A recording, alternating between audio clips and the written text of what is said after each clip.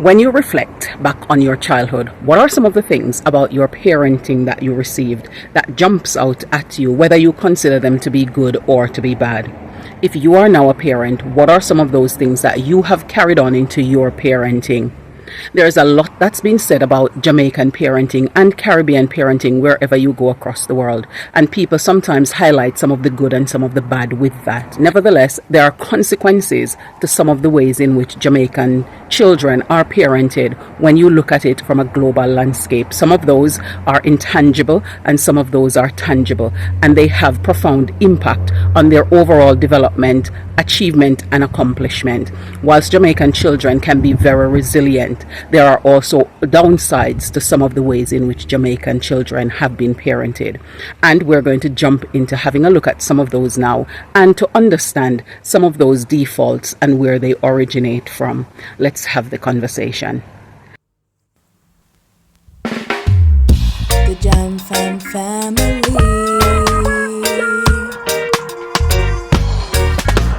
Jam Fam, come hang with me, yeah. Hello, Wagwan. Big up yourself. Whether you're there yard or you're there abroad, welcome back to another episode of Life with the Jam Fams. We're so appreciative of you spending your time with us on each of our episodes, and we appreciate the comments of people who are giving us their feedback on how they value or appreciate the content that we are sharing, as well as sharing their views and ideas so that we can have other perspectives as well. So we want to say thank you. Let's get into the conversation. So parenting is challenging even at the best of times, and being able to seek out your children's best interests and being in sound mind to process their worries, their concerns amidst all of the other things that parents are juggling can sometimes be overwhelming. You would be right in thinking that all parents are seeking to do what's in the best interest of their children, although sometimes other people might have different views on that. Seeking out the children's best interest could simply be their expectations rather than their reality. It is also safe to say some parents aren't equipped with the best parenting approaches. After all, children don't come with a manual. What are some of the parenting approaches used in Jamaica, and are those always in the best interest of the children living through those interactions? So let's look at some. Having gone to another country and working for several years, a couple decades with children, it has brought to my attention a few of the things that we need to actually give more close attention to, and some of these are actually being worked on in our society as well. So the first one I'm going to talk about is eye contact. Have you noticed that oftentimes Jamaican children and even adults don't really maintain eye contact when they're speaking? Things are getting better, but the legacy still lingers. That was part of the dehumanizing of people on the plantation to put them in their place. They were not allowed to look in the eyes of their supervisors, as it was seen as a challenge and a threat. So it was pushed as a lack of respect. And of course, parents taught it to their children for survival, and it has been echoed through the generations today and still seen as a way for showcasing respect to your elders, although times are changing where that is concerned. Number 2 is corporal punishment and verbal abuse.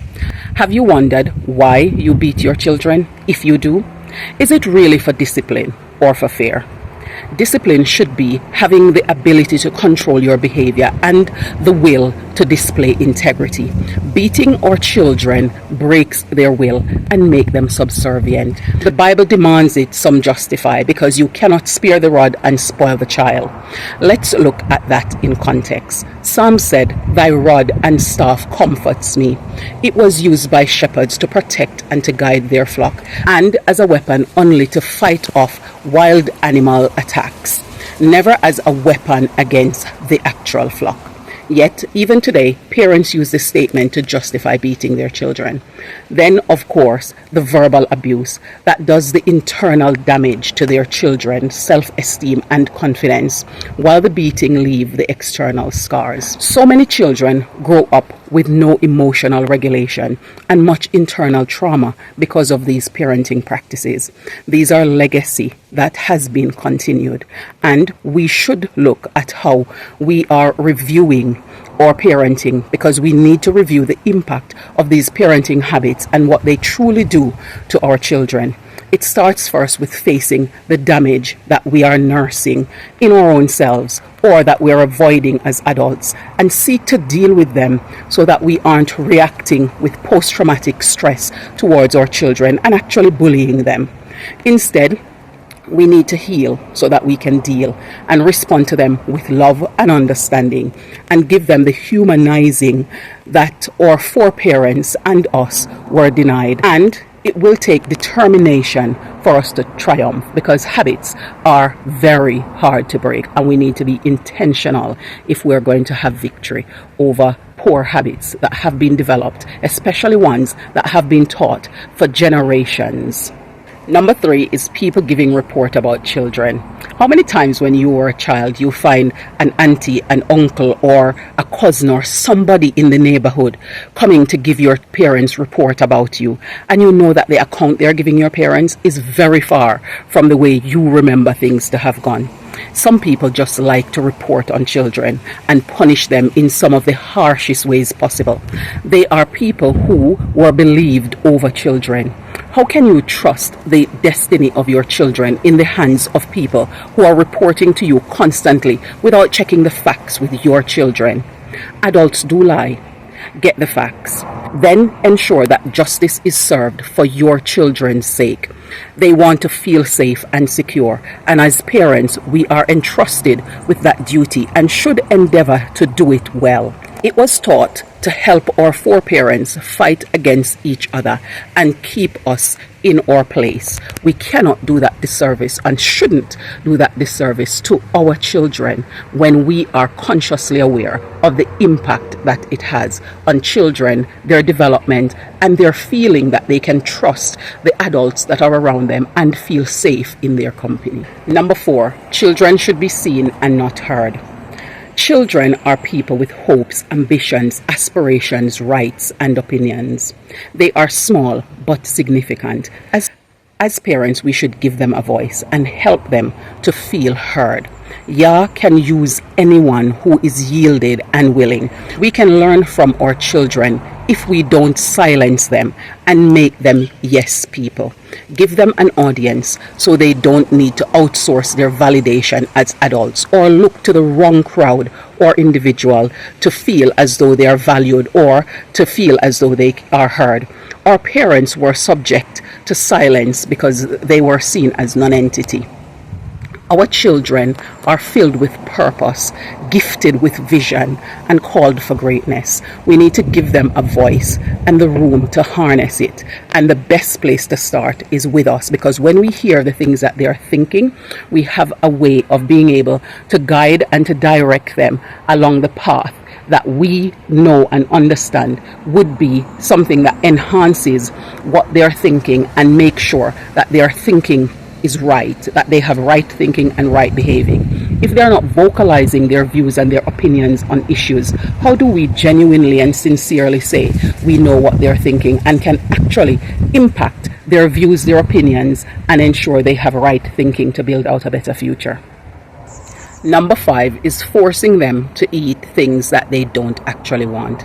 As parents, we have the final say for our children's safety and well-being.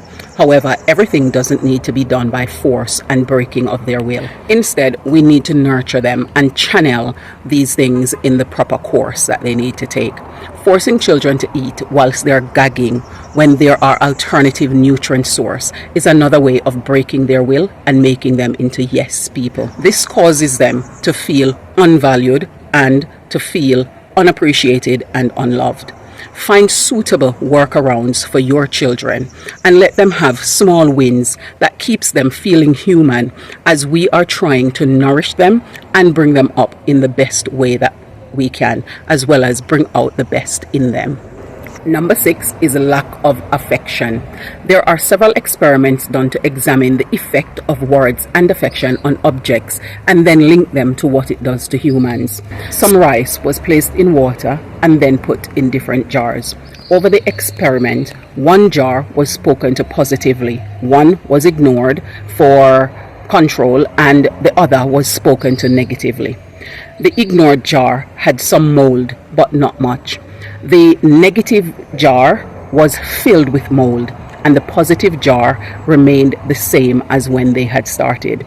People have done this with plants, and they experienced that the plant that was spoken to positively thrived, the plant that was spoken to negatively died, and the ignore plant became lackluster, but really it didn't die. So it was something that they could re-nurture and bring back to life. Our children need positive words spoken over them and to them, and they need to be hugged, to be affirmed, and also to be told that they are loved. This helps them to develop emotional intelligence, to develop empathy, to develop true human value, emotional regulation, self-awareness, and less desire to seek attention, especially as grown adults. Many things that grown Jamaicans do and claim it's an expression of freedom is simply attention seeking. The 7 or 8-year-old trapped inside still have that need for attention, affection, validation, and acceptance. They blare music, wear immodest clothing, do unfathomable modifications to their vehicle. They have loud tooting and other noise to draw attention to themselves, behaving boisterously, crying for attention. And they are content with any attention, whether it's good or bad. They are aware that Jamaicans are drawn to notice bad things, so they do those things to get the attention that they needed and that they were denied. Number 7 is providing basic needs and making children pension plans. Parents like to remind their children that they feed them, they clothe them, and they provide them with shelter. Think about it. The prison system does that, and will even throw in education and skill in there for those people who are clever enough to use their time wisely and make good of the opportunities even in difficult times. Parenting is more than that. Parenting provides guidance, protection, love, affection, relationship, support, wise counsel, unlocking potential, harnessing purpose, realizing destiny, among many other things. We cannot be mediocre if we want to transform the generations after us. The cost inflation to income inflation has not changed at constant over the decades. Children now need more to do less everywhere. Parents cannot have children as their pension plan, especially if they haven't invested in them to live an average or better than average lifestyle. Children deserve better than this if families are to actually grow and rise up. Much of the way we parent are a consequence of dehumanizing in colonization time and a response for survival. That time is long behind us, and as parents, we need to dismantle and rebuild, reprogram the way we think, believe, and parent, because our future, our children's, and that of our nation depends on it. The question is, are you prepared to make the change? If you already have, what are some other areas of improvement that you need to make? What are some of the struggles in your transformation? Learning is a lifetime process, and parenting is also a lifetime journey once you've become one. So it is important that we're sharing ideas and helping to lift and develop each other, and that we all exhibit a teachable spirit so that we are able to make those transformations that are necessary for us, for our children, our grandchildren, and those around us in our sphere. Let us hear your views and your comments in the comment section below so that we can have those perspectives and areas that we haven't mentioned here. Please do make sure that you share that with us. Remember to keep it respectful and keep it dignifying when we're speaking to each other in the comment section. Eliona, I want to find out from you, what are some of the things that you appreciate about the parenting you receive? And would you be able to tell me like 2 things? Like 2 pros and 2 cons. Yeah, you can tell me the things you don't appreciate as well. Okay. With the pros, I want to start with the pros. So, 2 pros. So the first one I think is that you're respectful of my boundaries in most cases, and yes, and then that Because normally Jamaicans use specific punishments with their children. I like that you don't use abuse in the wrong way. So I don't use what you would consider abuse as a punishment. It's child abuse. Or could you just explain that briefly, what you mean? Like when people beat them, beat me. Okay. You're not beat me. You didn't have no reason to get beaten. But still, if there was a reason, you wouldn't beat me because, yes. Okay. And what are some of the things two things you don't appreciate? Okay, so for the cons, I feel that sometimes you don't respect some of my boundaries or some of my personal choices. Okay. So, for example, if I say this is what needs to happen and it's not up for discussion, like that? Yes, but especially like for my career choices, because although some of them you do accept, some of them you do say, oh no, you shouldn't go with that because this or that is going to happen, or no, there is no point doing that, or just choose one or the other, you don't need to do both of them. Okay. And although I want to do so many different things, for example, with cosmetology.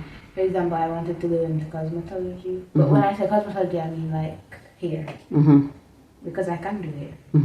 But I want to do hair because I know I can do it, so all I need to do is just get the money for it. So, for example, with that, but then again, I have to compete that because I also want to do fashion design, and I can't really do hair, and I can't really learn cosmetology and then learn hair, clothing at the same time. So you do say that I have to choose one or the other. And then with what I can is just the cost to buy this and then to buy that as well. It's just the cost. And also, you can always choose to do one or the other later on in life. I always just do cosmetology as a side job. The boundary is Cons? probably just linked to like food or going to places. Okay, so like sometimes you might not want to go out, like the other day when we were going to South Manchester and you didn't really want to go and I said we are going, and though your reason for not going. The reason I didn't want to go is because it's Sunday. So first of all, it's Sunday, places aren't going to want to be open, which means, for example, after that the food I want to get, I can't get it. Second of all, I have tests coming up soon, so I want to study. I have homework, and I have all these things. By the time I got home, I had to get ready and go to bed, and I didn't get to do my homework. I had to do it at school. So that was also a problem. And although it's not really generally that I don't want to go full stop, is that I had things that I planned. Then all of a sudden, I hear that you're going to this place. So that was kind of annoying.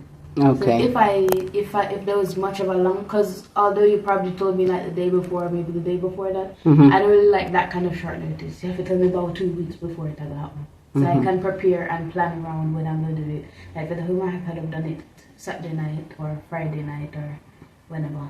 Okay. Or if we didn't go to church, I could have done it Saturday too.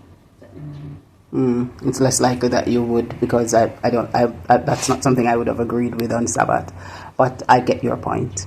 And I thank you for sharing them with me. And then with food now, there's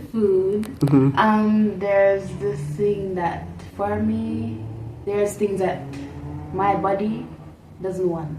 And although it is health, some of the things that you're saying is healthy, my body cannot take that because it's that like, although it is healthy and maybe it's something that the body needs, my body don't want it. Because of the taste and the texture? Yeah. Okay. For me, I can't take things like that. And no matter how you give me it, I always know it's in there. It's just, I can tell it's in there. For example, like, I don't like avocado because I don't like the texture. I don't like watermelon because the smell of it literally makes me want to throw up. Yeah. And all of those different things. But when we came to the point where we realized how it was impacting you, we chose other options and found alternatives. And just like, although there is some times in which I have to eat it, or I'm literally just going to stop because I'm literally the only person who doesn't eat it.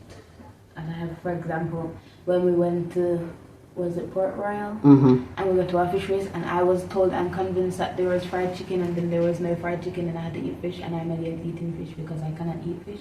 Yeah, so you end up having to have the sliced fish that was there. I understand. It's not that I just don't want to and I want to be different. It's just like, I don't like fish. I don't like the taste of fish. I don't like the smell of fish. I don't like anything about fish. The only fish I can consume is tuna. Okay. Now too, now I'm starting to not like because I have it so many times. So I understand. it's not that I'm trying to be difficult and those kinds of things. It's just that I can't. Okay. I don't want it. Okay. Well, thank you for sharing, and I appreciate it. You're welcome. I went into the shop and I found Busta. This is about my third bag that I've bought so far because it's something that I used to like. And I don't eat a lot of sweets, but I tend to like Busta. So I decided that I was going to buy it. And let me just show you, for those of you who don't know or don't remember what it is. See it here. And please tell me in the comments below, what are some of the names you call it in your region that you are from? So see them there. And if you don't remember, when you open the package, you just try and open one and show you what it's like.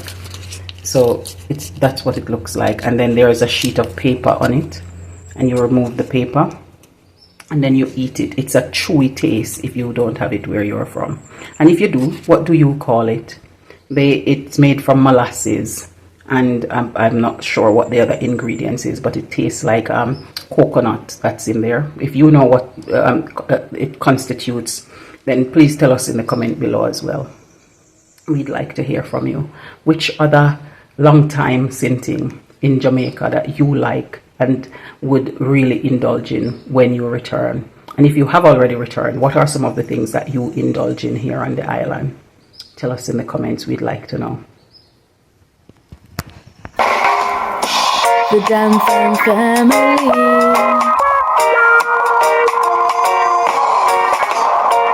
Where I living the good life. We're Royale, cruising through the West Indies, having fun, enjoying the good life. Jam family, the Jam family, yeah. The Jam family.